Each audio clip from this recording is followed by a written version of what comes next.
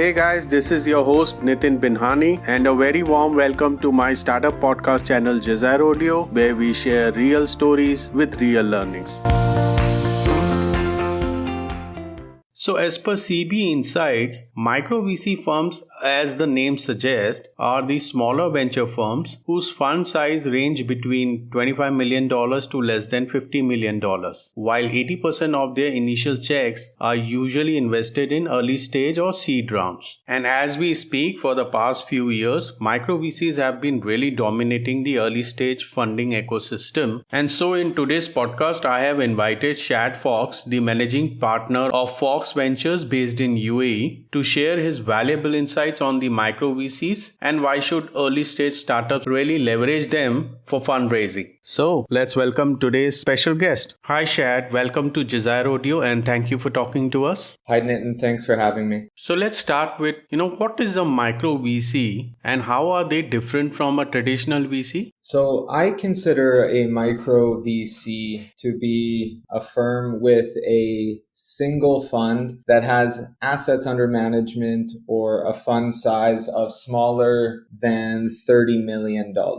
And they're different from a traditional VC, and it just comes down to the size. They operate, the fund in a very similar way, but when you have a smaller fund size, it changes the business model of how you go to invest. And so with, a micro VC being much smaller, it means you usually have a smaller team. You may have to outsource some of it, and maybe some of your team are not, full-time. And in the micro VC space, we see a lot of the general partners being solo general partners. So they're one partner, one decision maker, and they tend to have a slightly different business model. Also, with having a smaller fund, you generally don't lead investments unless you're investing really early in pre-seed stage investments, and you tend to have to make smaller investments than a traditional VC.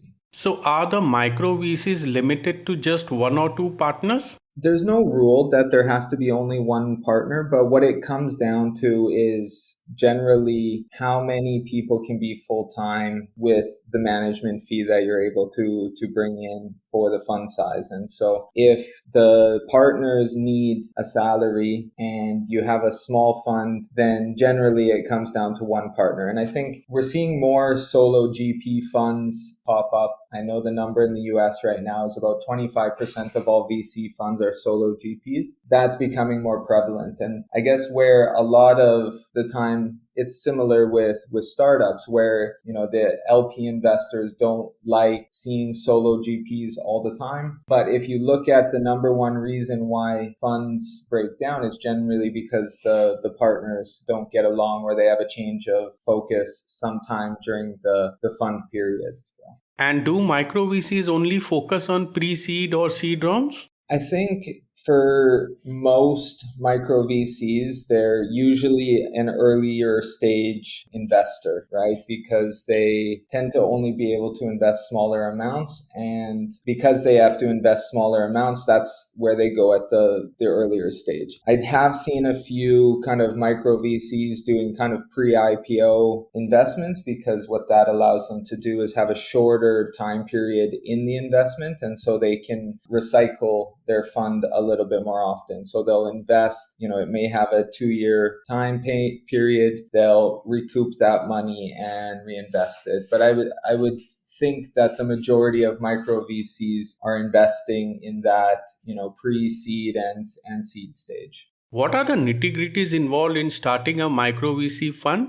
To me, there's kind of three things. There's finding good companies to invest in, right? So you need to obviously have a pipeline of deal flow or a way to access deals in order to start a fund. The second middle piece is all the administration and legal documents, legal setup. And I think when you're a micro VC, most of the time you're probably best off trying to find some sort of platform such as AngelList or another one I use is called Vauban. And those help you with setting up the fund and, digital onboarding and managing your fund in a very digital way. And then the third thing is finding limited partners, which are the investors that invest in the fund. And for most micro VCs, that tends to be high net worth individuals, some family offices, corporates, and other funds.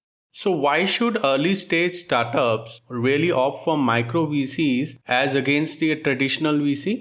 I think whenever you're picking your investor, you're always, choosing a relationship that you're going to go, for 5 to 7 to 10 years with that person. And a lot of the time, micro VCs can be a little bit more flexible. Their business model is a little bit more flexible. They're also first-time fund managers are generally quite hungry to prove themselves as well. I mean, they're building out their business. And we've seen, if you look at some of the returns, that micro VCs end up being a little bit better performing than some other VC firms. And I think for a startup, whenever you're picking an investor, you have to look at those that fit in best for what you're trying to do. And there's different things. I don't think you have to choose a micro VC over, a bigger platform VC. They both have their pros and cons. You just pick the one and the relationships that work best for you and your company.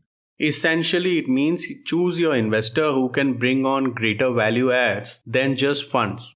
Yeah, exactly. So you want the investors that, add value, and there's different types of value add. So most micro VCs tend to be better in adding support than just capital, right? Because they don't have a lot of money. They have to add value to your business in different ways. And so a good example, myself, I have, a legal background. So I provide a lot of advisory support to the startups that I invest in. And that's how, I get over the fact that, I don't have a big fund that they're able to draw on. Now, whenever those companies that I work with come and ask for advice, I also want to make sure that they have a bigger VC fund around. So in case that we're making sure that the company is financed over time. So most VCs invest, as a group with other VCs or other types of investors. So whenever I'm helping a startup put together their investment round, we look at, two things, right? Who can be helpful and who makes sure that the company is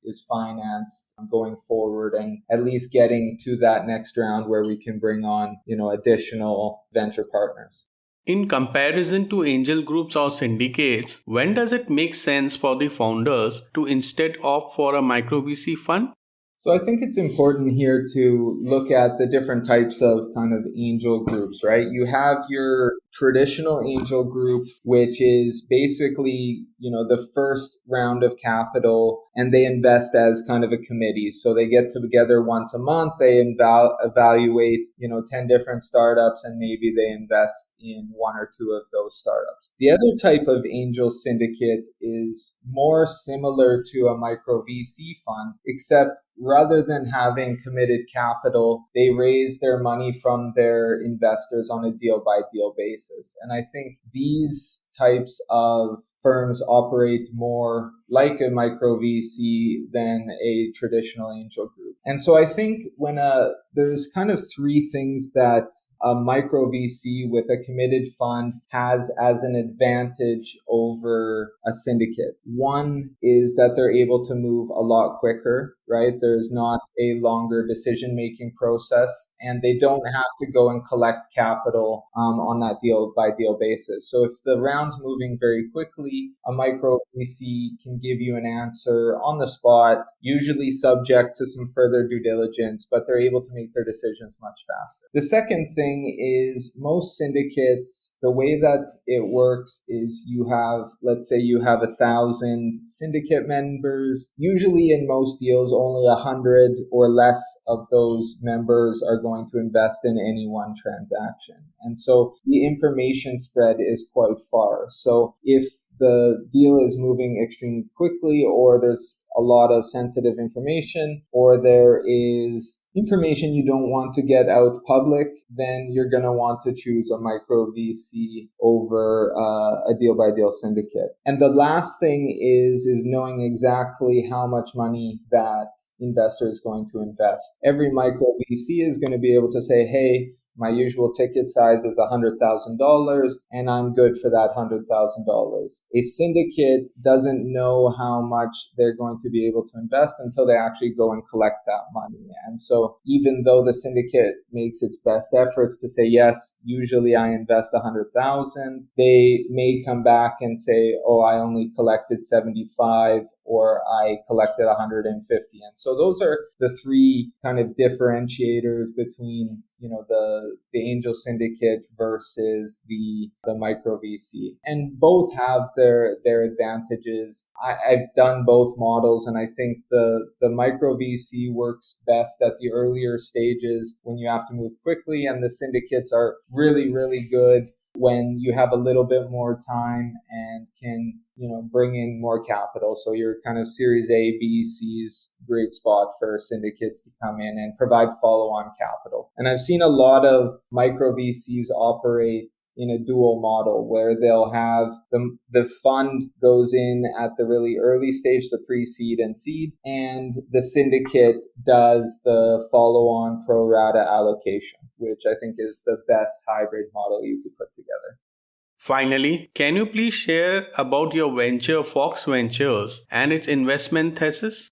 So Fox Ventures is an early stage fintech venture capital firm. We invest predominantly in seed stage fintech companies and do about 50% of our deals in established markets such as the US and the UK, and about 50% in emerging markets with a specific focus on Middle East, North Africa, where I spent the last kind of 7 years. And so we have a portfolio of about 16 investments currently, all early stage, seed, pre-seed, Series A companies. And we have limited partners that range from high net worth individuals to some really strategic family offices and some net new corporate venture capital partners that we've just brought on in the last couple months. So with this, we have reached at the end of this podcast. Shad, it was a pleasure to have you on Jazair Audio, and thank you so much for sharing great insights with us. Nitin, thank you very much for having me. And if any of the listeners have any questions, please feel free to reach out to me. Hi, this is Ganesh Natarajan, co-founder of Pune City Connect. We are working as a public-private partnership with the Pune Municipal Corporation and the PCMC to transform livelihoods in the city. Today, of course, COVID is a big obsession, and we are now trying to raise money for the public hospitals owned by the government, which need equipment like oxygen concentrators, like ICU beds, and of course, BPAP ventilators. And we are planning to raise a 1 crore fund. We're halfway there, but we need you to contribute. So get on to Giving Genie and make sure that you do your bit for the city. Lastly, I want to thank all the listeners who took their valuable time to listen to this podcast. Keep rocking, be safe, and don't forget to share.